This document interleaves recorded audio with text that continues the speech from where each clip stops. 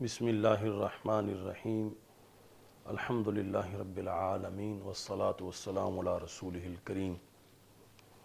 فتاوی شامی، یہاں بنیادی طور پر یہ جاننا ضروری ہے کہ ایک ہیں ماتن اس کتاب کے، دوسرے ہیں شارح اور تیسرے ہیں محشی۔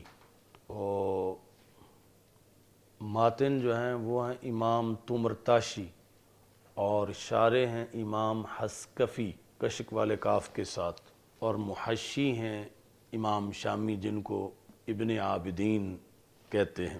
تو ماتن طمرطاشی ان کا لقب ہے شمس الدین طمرطاشی۔ متن کا نام ہے تنویر الابصار، اور تنویر الابصار کی شرح ہے در مختار۔ در مختار کے مصنف ہیں امام حسکفی علاء الدین محمد بن علی حسکفی، اور اس پر حاشیہ ہے رد المحتار، جس کا دوسرا نام ہے حاشیہ ابن عابدین یا فتاوی شامی۔ رد المحتار علی الدر المختار، تو یعنی اصل ہے تنویر الابصار متن، اس کی شرح ہے در مختار، اور در مختار کے اوپر حاشیہ ہے رد المحتار۔ مختار جو ہے یہ مختار اصل میں تھا، تو در پسندیدہ موتی۔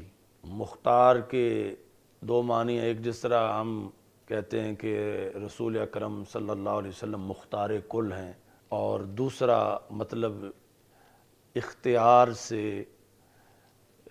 پسندیدہ۔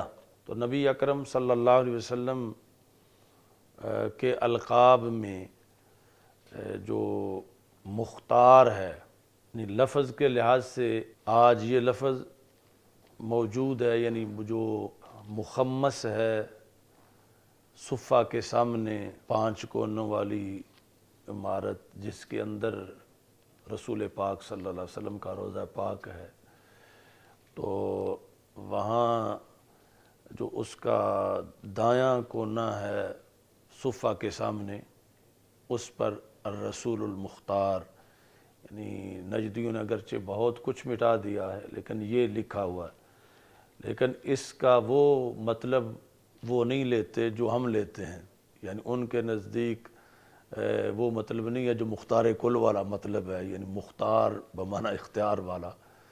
تو اس واسطے انہوں نے چھوڑا ہوا ہے اس کو مٹانے سے، بہرحال لکھا ہے وہاں پر۔ تو باقی یعنی یہ اختیارات سے دونوں مطلب جو ہیں وہ لیے جا سکتے ہیں، لیکن یہاں جو کتاب کا نام ہے تو وہ مختار بمعنی پسندیدہ۔ رد المحتار، تو محتار جو ہے وہ حیرت زدہ، حیرت زدہ یعنی محتار سے مراد یہ ہے کہ ایک بندہ رستہ گم کر چکا ہے اور اپنی منزل کھو چکا ہے، یہ ہے محتار۔ تو رد المحتار کا مطلب یہ ہے کہ اسے منزل کی طرف واپس لوٹانا، منزل کی طرف پہنچانا۔ یہ یعنی حاشیہ ابن عابدین یا رد المحتار علی الدر المختار۔ اچھا جی، بسم اللہ الرحمن الرحیم والصلاة والسلام علی رسولہ الکریم۔ تو یہ خطبہ ہے فتاوی شامی کا، یعنی حاشیہ ابن عابدین کا۔ احمدو کا، اے اللہ میں تیری حمد کرتا ہوں۔ احمدو کا یا من، اے وہ ذات، تنزہت ذاتہ، اے وہ ہستی کہ جس کی ذات پاک ہے۔ کس سے پاک ہے؟ عن الاشباہ والنظائر، اشباہ اور نظائر سے، یعنی جس کی مثل کوئی نہیں، لیسا کمثلہ شیء۔ اشباہ بھی جمع ہے اور نظائر بھی جمع ہے، اشباہ اور نظائر سے۔ واشکرک، اور میں اے اللہ تیرا شکر ادا کرتا ہوں۔ شکراً مفعول مطلق ہے اور پھر موصوف ہے، استزید، یہ سارا جملہ شکراً کی صفت ہے، یعنی ایسا شکر کہ جس شکر کے ذریعے سے بہی میں جو ضمیر مجرور ہے وہ شکر کی طرف راجع ہے۔ استزید بہی، جس شکر کے ذریعے سے میں مزید چاہتا ہوں، جس شکر کے ذریعے سے میں حاصل کرنا چاہتا ہوں۔ کیا من دورار غرار الفوائد ظواہر، یہ ظواہر یہ مفعول بھی استزیدو کا، کہ جس شکر کے ذریعے سے میں حاصل کرنا چاہتا ہوں جواہر، یہ جو اردو فارسی میں گوہر ہے، کیونکہ عربی میں گاف نہیں ہے تو پھر گوہر کو جوہر پڑھا جاتا ہے، پھر جوہر سے جواہر۔ تو جس شکر کے ذریعے سے میں قیمتی چمکنے والے موتی حاصل کرنا چاہتا ہوں، ظواہر چمکنے والے۔ اچھا جی، کس کے ذریعے سے؟ من دورر، دورر غرر، فوائد کے۔ غرر جو ہے یہ غرہ کی جمع ہے، جو کہ گھوڑے کے ماتھے کے اندر جو سفیدی ہوتی ہے اس کو کہا جاتا ہے۔ تو پھر کسی بھی چیز کی طرف جب غرر کی اضافت ہوتی ہے تو اس کے افراد میں سے جو مضاف الیہ ہے، اس کے افراد میں سے جو نفیس ترین افراد ہوں وہ مراد ہوتے ہیں، یعنی غرر الفوائد، فوائد میں سے جو بہترین فوائد ہیں ان کے موتی میں حاصل کرنا چاہتا ہوں اس شکر کے ذریعے سے، چونکہ اللہ تعالیٰ کا فرمان ہے لئن شکرتم لازیدنکم، اگر تم شکر کرو گے تو میں اور بھی دوں گا۔ تو شکر جو ہے یہ باعث ہے اضافے کا، تو اس بنیاد پر وہ کہتے ہیں کہ میں اللہ کا شکر ادا کرتا ہوں، ایسا شکر کہ جس کے ذریعے سے میں جو اہم فوائد کے موتی ہیں ان سے چمکتے جوہر حاصل کرنا چاہتا ہوں۔ وَأَسْأَلُكَ، اس کا عطف ہے اشکرک پر، یعنی پہلے احمدک، پھر اشکرک، پھر اسألک، اور سوال کرتا ہوں میں اے اللہ تجھ سے غایت الدرایت، درایت سمجھ، غایت انتہائی درجے کی سمجھ، یعنی درایت تو وہ بھی ہو سکتی ہے جو پرائمری درایت ہو یا متوسط درایت ہو، تو یہ ہے انتہائی درایت۔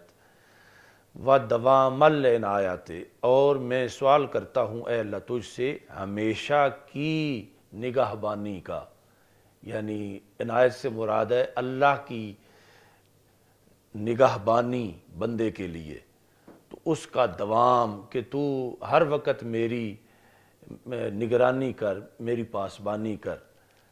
تو یہ درایت پر عطف ہے دوام کا، یعنی غایت پر، غایت الدرایت و دوام العنایات بالہدایات والوقایات۔ تو بالہدایہ پر عطف ہے وقایہ کا، اور یہ دونوں مل کر ان کا جو متعلق ہے وہ عنایہ ہے، یعنی عنایت ہے نگہبانی کرنا، دھیان دینا، توجہ کرنا کسی چیز کی طرف۔ تو وہ نگہبانی کس لحاظ سے؟ ہدایت اور وقایت کے لحاظ سے۔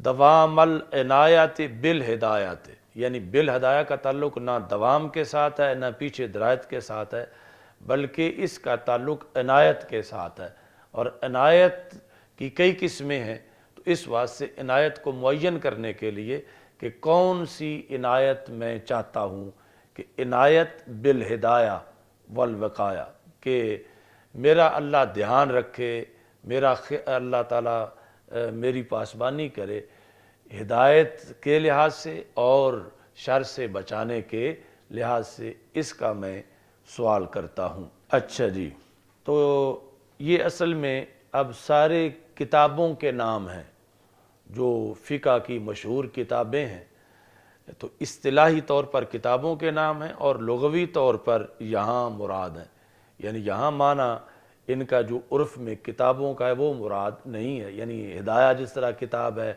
عنایہ کتاب ہے، ہدایہ کی شرح ہے، وقایہ ہے اور پھر شرح وقایہ ہے، آگے البدایہ والنہایہ ہے، آگے محیط ہے، ایضاح الحقائق ہے، کشف الخزائن ہے، اور کنز الدقائق ہے، السراج الوہاج ہے، یہ سب یعنی کتابوں کے نام ہیں، ویسے فقہ کی کتابوں کے نام ہیں، لیکن یہاں پر ان کا لغوی مطلب جو ہے وہ مراد ہے۔ اچھا جی، فی البدایات والنہایات، یہ اس کا تعلق ہے اسألو کے ساتھ کہ میں سوال کرتا ہوں تجھ سے مہربانی کا، بدایت میں بھی اور نہایت میں بھی، یعنی آغاز کے اندر بھی اور انتہا کے اندر بھی، یہ بھی کتابوں کے نام ہے۔ وفتحا، غایہ پر عطف ہے کہ میں سوال کرتا ہوں اے اللہ تجھ سے کہ تو کھول دے دروازہ فتح بابل مینہ، مینہ منیحہ تحفے کو کہتے ہیں، تو تحفوں کا دروازہ تو کھول دے، من مبسوط بحر فیض کا، تیرے فیض کے سمندر سے جو کھلا مقام ہے اس کا تو دروازہ کھول دے۔ المحیط، یہ فیض کی صفت ہے کہ ایسا فیض تیرا جو کہ احاطہ کرنے والا ہے حقائق کی وضاحت کا، لإیضاح الحقائق۔ اچھا جی، تو ایک تو میں فتح کا سوال کرتا ہوں، پھر وکشف خزائن الاسرار، اور میں سوال کرتا ہوں تجھ سے کہ تو اسرار و رموز کے جو دفینے اور خزینے ہیں ان کو کھول دے میرے لیے، لاستخراج درر البحار، تاکہ سمندروں کے موتی میں نکال سکوں، من کنز الدقائق، دقائق کے خزانے سے۔ تو حمد کے بعد پھر رسول اکرم صلی اللہ علیہ وسلم پر درود پڑھتے ہیں، وَأُصَلِّي وَأُسَلِّمُ، اور میں صلاۃ بھیجتا ہوں اور سلام، اے اللہ صلاۃ و سلام تیرے نبی صلی اللہ علیہ وسلم پر جو کہ سراج الوہاج ہیں، یعنی یہ کتاب کا نام ہے، اس کی جو قدوری کی شروحات میں سے بھی، تو میں جو تیرے نبی سراج وہاج ہیں، وصدر الشریعہ، اور شریعت کے صدر ہیں۔ تو ہر جو لقب ہے اس کے کئی پہلو ہوتے ہیں، مثلا مطلقاً اس امت میں امام اعظم تو رسول اکرم صلی اللہ علیہ وسلم ہے، لیکن امام اعظم ابو حنیفہ بھی کہا جاتا ہے۔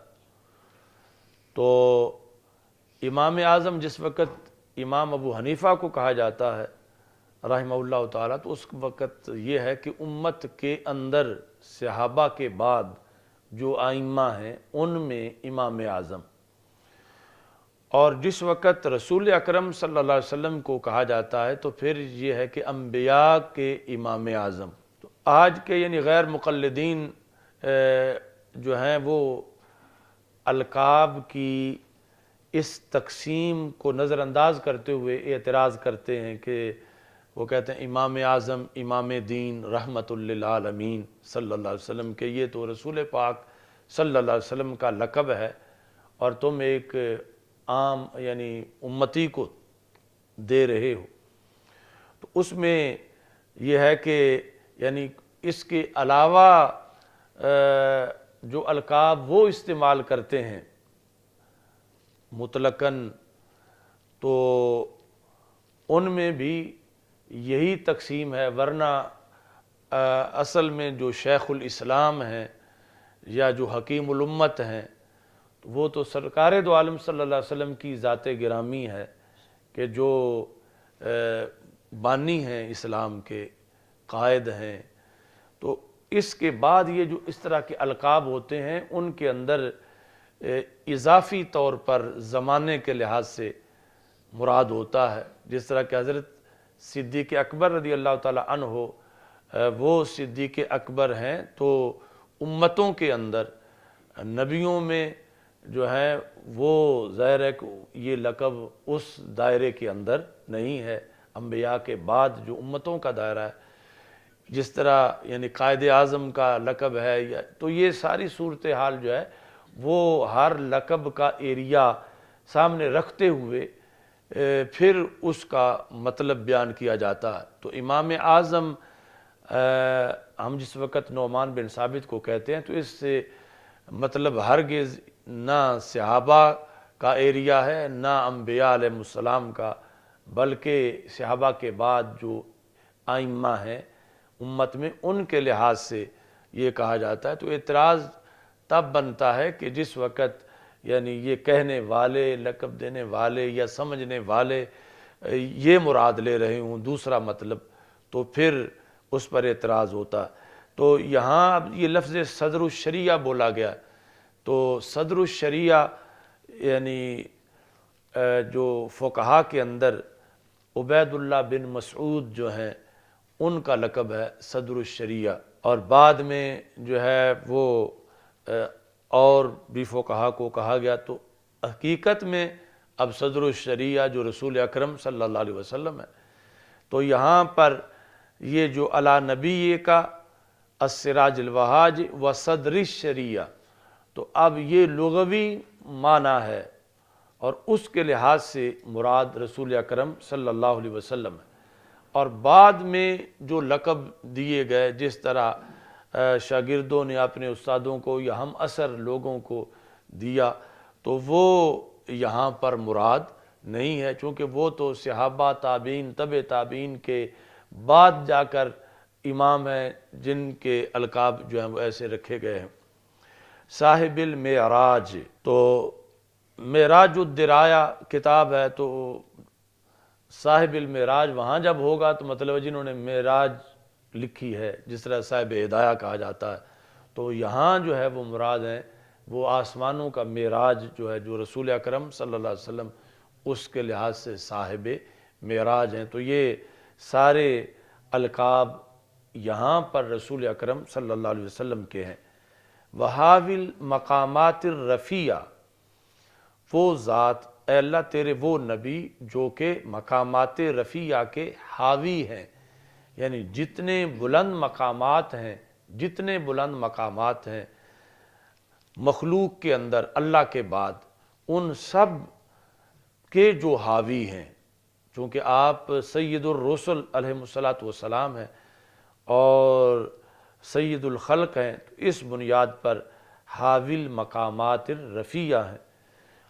تیسرے نمبر پر چونکہ رسول اکرم صلی اللہ علیہ وسلم اللہ تعالیٰ کی نعمتیں سرکار دو عالم صلی اللہ علیہ وسلم کے ذریعے سے ہم پر پہنچتی ہیں، اور شکر کامل تب ہی ہو سکتا ہے جب رسول اکرم صلی اللہ علیہ وسلم پہ درود و سلام بھیجا جائے، اور پھر نبی اکرم صلی اللہ علیہ وسلم کے ساتھ ہمارا رابطہ اہل بیت اطہار رضی اللہ تعالیٰ عنہم اور صحابہ کرام رضی اللہ تعالیٰ عنہم کے ذریعے سے ہے۔ تو کامل صلاۃ و سلام کا طریقہ یہی ہے کہ پھر ان ذوات پر بھی صلاۃ و سلام بھیجا جائے۔ تو صلاۃ و سلام ہو رسول اکرم صلی اللہ علیہ وسلم کی آل پر جو کہ سارے کے سارے پاک ہیں، اور رسول اکرم صلی اللہ علیہ وسلم کے اصحاب پر جو سارے کے سارے ظاہرین ہیں، یعنی غلبہ اسلام کے اندر جد و جہد کرنے والے ہیں اور باطل پر غالب آنے والے ہیں، اور صلاۃ و سلام و ائمہ مجتہدین پر و تابعیہم، اور ان سب کے جو پیروکار ہیں بِإِحْسَانٍ، ان سب کے جو نیکی میں پیروکار ہیں قیامت تک آنے والے، ان سب کے اوپر ان کے درجہ بدرجہ اور ان کی حیثیت کے مطابق ان پہ صلاۃ و سلام ہو۔ اما بعد، حمد و صلاۃ کے بعد، پس کہتا ہے، تو یہ یعنی پرانا طریقہ ہے مصنفین کا کہ خطبہ کے بعد وہ وجہ تصنیف بتاتے ہیں۔ تو اس میں اگر کتاب جو ہے وہ حاشیہ ہے یا شرح ہے کسی متن کی، تو پھر مصنف یہ بتاتا ہے کہ متن تو اور بھی بہت تھے، لیکن یہ متن اس علم کے متون میں سے زیادہ اہم تھا، تو اس بنیاد پر میں نے پھر اس متن کی یہ شرح لکھی۔ تو پھر اگر شرح کے اوپر حاشیہ ہے تو پھر یہ بتائے گا کہ اس متن کی شرح تو اور بھی بہت ہیں، لیکن یہ شرح زیادہ اہم تھی، تو اس کی ڈیمانڈ کی جا رہی تھی کہ اس میں بہت سی چیزیں جو ہیں وہ مشکل ہیں، ان کا حل پیش کیا جائے۔ تو اس واسطے پھر میں نے اس کتاب کے اوپر حاشیہ لکھا۔ یعنی اگر کوئی مستقل کتاب لکھتا ہے تو پھر جس فن میں لکھتا ہے اس کے لحاظ سے جو ضرورت ہو وہ بتاتا ہے، اور اگر کسی متن کی لکھے شرح یا شرح پر حاشیہ لکھے تو پھر اس متن یا شرح کا تعارف کروا کے اس کی جو ضرورت تھی وہ بیان کرتا۔ تو یہاں پر چونکہ ایک شرح کے اوپر یہ حاشیہ ہے تو اس واسطے یہ شرح کے لحاظ سے بتائیں گے، اور پھر شرح کے ضمن میں پھر متن کا بھی ذکر آئے گا۔ صلاۃ و سلام کے بعد کہتا ہے مفتقرین کا احوج الی رحمت ارحم الراحمین۔ الی کا تعلق جو مفتقرین کے ساتھ ہے، یعنی افتقار کا صلہ آتا ہے الی، جو محتاج ہیں جو لوگ ارحم الراحمین کی رحمت کی طرف، ان محتاجوں میں سے جو سب سے زیادہ محتاج ہے وہ کہتا ہے احوج۔ اس میں تفضیل ہے کہ اللہ کی طرف جو محتاج ہیں ان محتاجوں میں سے جو سب سے بڑھ کے اللہ کا محتاج ہے وہ کہتا ہے، تو یعنی کنایہ اپنی ذات سے کر رہے ہیں مصنف۔ آگے بدل ہے کون؟ محمد امین الشہیر بابن عابدین، بابن عابدین۔ تو عابدین یعنی باپ، دادا، پردادا، اس بنیاد پر جمع ہے ابن عابدین۔ الشہیر جو کہ مشہور ہیں ابن عابدین کے لقب کے ساتھ، وہ بندہ محتاج کہتا ہے۔ کیا کہتا ہے؟ اب یہ مقولہ شروع ہوا ہے، یعنی یقولوں کا مقولہ جو ہے وہ اب شروع ہوا ہے۔ کیا؟ ان کتاب الدر المختار، بے شک در مختار کی کتاب۔ کون در مختار؟ جو شرح ہے تنویر الابصار کی۔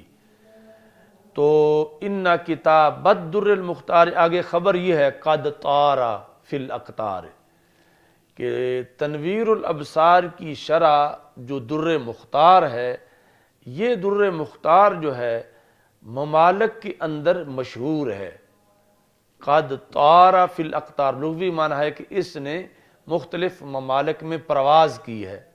طارہ یہ کتاب اڑی ہے، مطلب یہ ہے کہ ایک ملک میں لکھی گئی تو وہاں تک نہیں رہی، جس طرح مثلا شام میں لکھی گئی تو بر صغیر میں بھی مشہور تھی، تو اس نے مختلف ممالک کے اندر شہرت حاصل کر لی ہے۔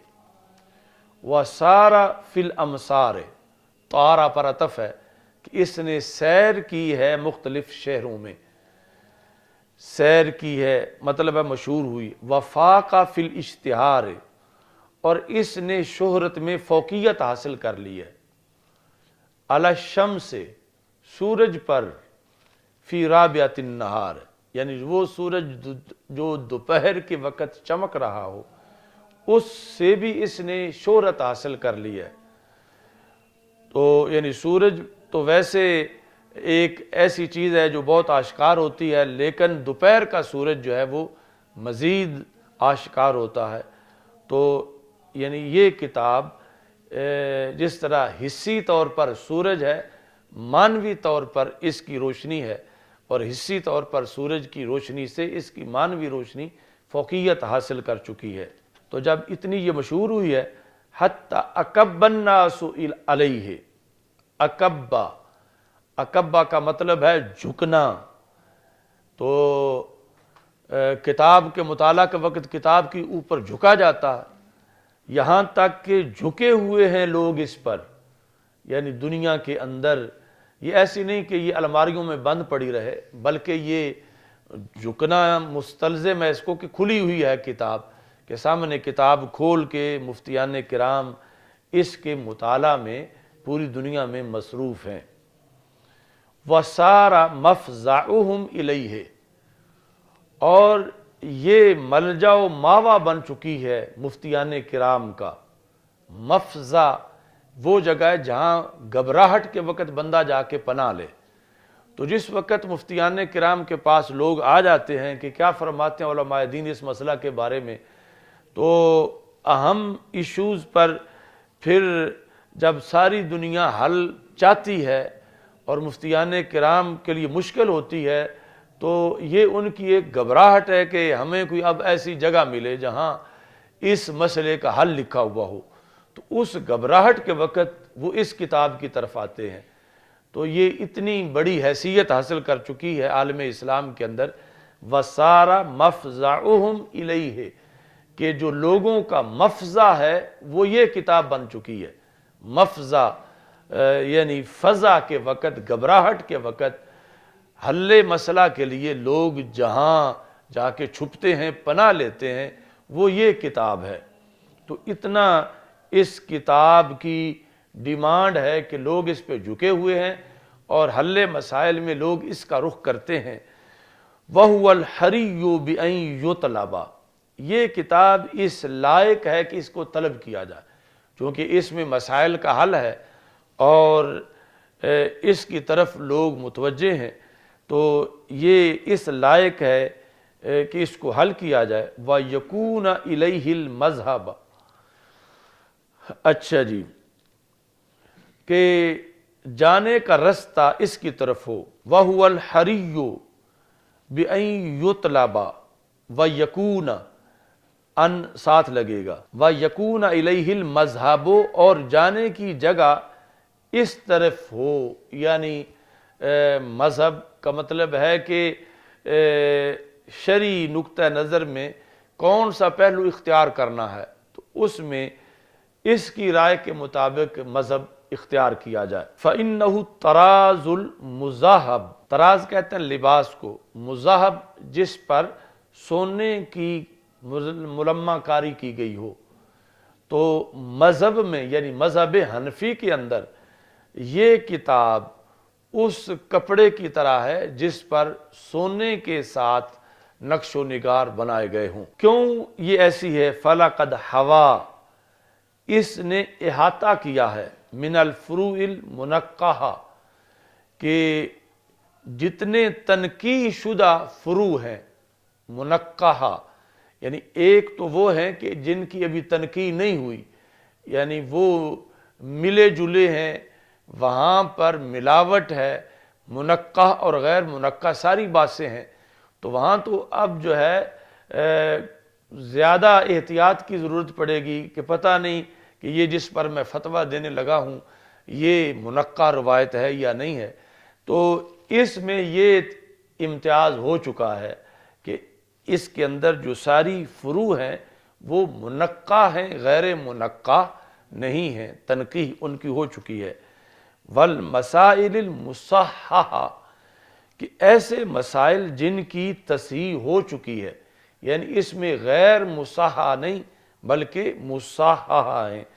ما لم یحوی غیرہ، ایسا احاطہ اس نے کیا ہے کہ جو احاطہ اس کے علاوہ کتابوں نے نہیں کیا، جو احاطہ اس کے علاوہ کتابوں نے نہیں کیا۔ من کبار الاسفار، اسفار صفر کی جمع ہے، اور صفر کہتے ہیں کتاب کو، کہ بڑی کتابیں یہ چھوٹی ہو کر اتنی محیط ہے جتنی کہ باقی بڑی ہو کر محیط نہیں ہے۔ تو یہ مطلب ساری دلیلیں جا کر اس کی پھر میں نے شرح کرنا یعنی حاشیہ لکھنا ضروری سمجھا، چونکہ اس کے اندر اتنا کچھ ہے۔ اچھا جی، وَلَمْ تَنْسُجْ عَلَى مِنْوَالِهِ يَدُ الْأَفْكَارِ، افکار کے ہاتھ نے نہیں بنا اس کے ڈیزائن پر کسی اور کتاب کو۔ منوال کہتے ہیں ماڈل، ڈیزائن، نقشہ، نمونہ، کہ جو اس کتاب کا انداز ہے ایسے اور کسی کا نہیں۔ تو ید الافکار، افکار کے ہاتھ نے جو اس کا بنا ہے، نساج کہتے ہیں بننے والے کو، تو ید چونکہ مؤنث ہے تو اس لیے تنسج، نہیں بنا کسی ہاتھ نے اس انداز پر اور کسی کتاب کو۔ اچھا جی، اب یہاں تک تو یہ آ گیا کہ اس کتاب کی شان بڑی ہے۔ تو اب آگے یہ ہے کہ پھر جب سب کچھ اس میں ہے تو پھر ڈائریکٹ اس کو ہی پڑھنا چاہیے۔ تو کہتے ہیں کہ سب کچھ ہے تو صحیح، مگر پھر اس میں الجھنیں بھی ہیں، یعنی قیمتی کتاب ہے، باسیں قیمتی ہیں، مگر حاشیے کی پھر بھی ضرورت ہے کہ اس کے اندر جو ہے وہ کیا ہے، علم زیادہ ہے، حجم اس کا چھوٹا ہے، تو چھوٹا حجم ہونے کی وجہ سے یہ پہیلیوں کی طرح بن گئی ہے۔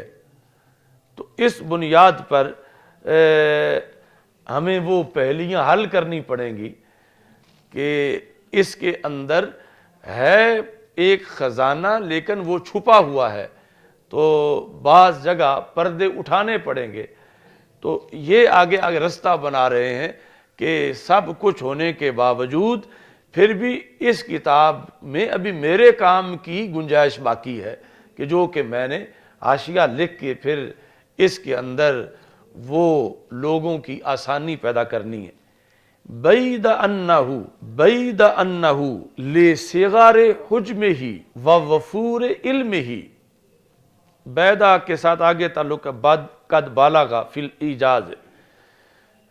ہاں یہ ہے کہ یہ کتاب اپنے چھوٹے حجم اور بڑے علم کی بنیاد پر، فرقے تھوڑے ہیں، علم زیادہ ہے، تو یہ کتاب، ہاں یہ ہے کہ یہ کتاب اپنے چھوٹے علم اور بڑے علم، چھوٹے حجم اور بڑے علم کی بنیاد پر اختصار کی وجہ سے الغاز تک پہنچ گئی ہے، یعنی اس میں اختصار اتنا ہے کہ اس کی عبارتیں یوں ہیں جس طرح کہ کوئی پہیلی ہوتی ہے کہ اس میں تھوڑے لفظوں کے اندر ایک بڑے قصے کو چھپایا گیا ہوتا ہے۔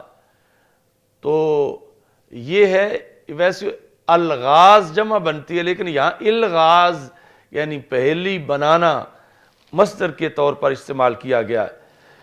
بعید انہ لصغار حجمہ ووفور علمہ، ہاں یہ ہے کہ یہ اپنے چھوٹے حجم اور بڑے علم کی بنیاد پر، یعنی یہ بظاہر ایک نقص ہے مگر وہ حاشیے سے دور ہوگا۔ پہلے تو یہ بیدہ کا مطلب ہے کوئی کمی نہیں ہے اس میں، لیکن یہ ایک قابل غور چیز ہے کہ یہ پہنچ گئی ہے ایجاز میں، ایجاز اختصار کہاں پہنچ گئی ہے، الی حد الالغاز، کہ یہ کتاب ایک پہیلیوں کے ڈالنے کے انداز تک پہنچ گئی ہے۔ تو پہلی جو ہے وہ پہلی بنتی تب ہے کہ اس کے اندر ضرور بہت سی چیزیں مبہم ہوتی ہیں اور پہلی کا حل پوچھا جاتا ہے، تو اس بنیاد پر جب یہ حد الغاز تک پہنچ گئی ہے تو اب ضرورت ہے کہ ان پہلیوں کو، فقہی پہلیوں کو حل کیا جائے جو انہوں نے اپنے کثرت علم کی بنیاد پر، یعنی جو پہلی ہوتی ہے اس جس کی طرف سے وہ ڈالی جا رہی ہے یقیناً اس کا علم زیادہ ہے اور اس نے چند مبہم لفظوں کے اندر ایک حقیقت چھپائی ہوئی ہے، تو اس بنیاد پر یہ کہتے ہیں یہ حد الغاز تک پہنچ گئی ہے۔ وَتَمَنَّا بِإِعْجَازِ الْمُجْتَازِ فِي ذَلِكَ الْمَجَازِ عَنْ إِنْجَازِ الْإِفْرَازِ بَيْنَ الْحَقِيقَةِ وَالْمَجَازِ۔ انجاز، افراز، افراز کا مطلب ہوتا ہے واضح کرنا، جدا جدا کرنا۔ انجاز کا مطلب ہوتا ہے کوئی کام سر انجام دینا۔ اب جدید عربی کے اندر کہتے ہیں انجاز المشروعات، کہ فلاں پروجیکٹ جو ہے اس کو مکمل کر دیا گیا، انجاز۔ تو وَتَمَنَّا بِإِعْجَازِ الْمُجْتَازِ فِي ذَلِكَ الْمَجَازِ عَنْ انجاز، تمنا کا مطلب ہے روک دیا ہے، روک دیا ہے۔ مجتاز کا مطلب ہے گزرنے والے کو، یہ جو پاسپورٹ کو جواز السفر کہا جاتا ہے، تجاوز، گزرنا، وہ ہے مجتاز، کہ گزرنے والے کو روک دیا ہے اعجاز کے ساتھ، یعنی کس طرح کہ اس کو عاجز بنا دیا ہے، اس کا ذہن عاجز آ گیا ہے اس کتاب کے حقائق کے سامنے اختصار کی وجہ سے۔ وَتَمَنَّا بِإِعْجَازِ الْمُجْتَازِ فِي ذَلِكَ الْمَجَازِ، روک دیا ہے اس کتاب نے گزرنے والے کو مجاز کی حدود سے بوجہ اعجاز۔ کہاں سے روکا ہے؟ یہ ان کا تعلق تمنا کے ساتھ ہے کہ روکا ہے ان انجاز الافراز بین الحقیقت والمجاز، کہ بندہ حقیقت اور مجاز میں فرق کر سکے، اس سے اس کتاب نے روک دیا ہے گزرنے والے کو کہ عام بندہ حقیقت اور مجاز کے درمیان فرق نہیں کر سکتا۔